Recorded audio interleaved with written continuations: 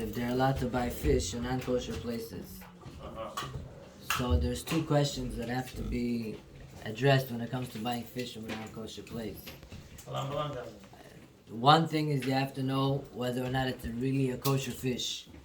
And al pi halacha, if a goy tells you this is a kosher fish, but you cannot tell on your own whether it's kosher or not, goy is not believed.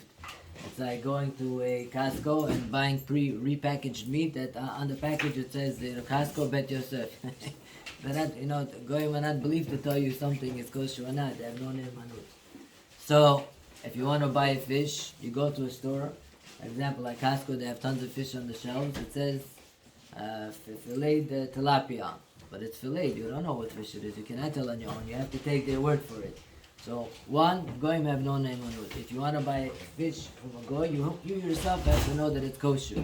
Just because it says tilapia or branzino or anything else on the package does not make it mutar for you to buy. You have to make sure the fish has a patch of skin with scales on it that you can physically take off a scale. And if you buy a whole fish and they descale the whole fish, it's enough just to have one scale left connected to the fish. You can't just have a scale in the package. As long as you have one scale connected to the fish, that means if you want to buy a pack of branzino from Costco, you would need to bring it home. You need to check every individual fish to make sure that every single one has the one scale left on it that's connected. Generally, you'll find it on the bottom by the fin. On the bottom next to the fin, you generally find one scale connected. But if you want to buy fillet fish, that you cannot buy. However, there's an exception to this rule, which comes to salmon fish. Why? Salmon fish, its color is very distinct in the fact that the color in of itself serves as a siman that it's a kosher fish. And therefore, by salmon fish, since the color itself is a siman of kashrut, you don't need to see if it has scales or not.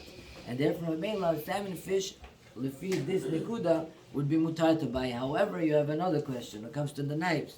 They take all these fishes and they cut octopus and all these different types of fishes, and then they cut your salmon fish. So there is a machloket exactly whether or not, how do you clean it afterwards? Right? There is a Shulchan Aruch in Siman Tzadik Ched, I believe now it's Siman Tzadik Vav.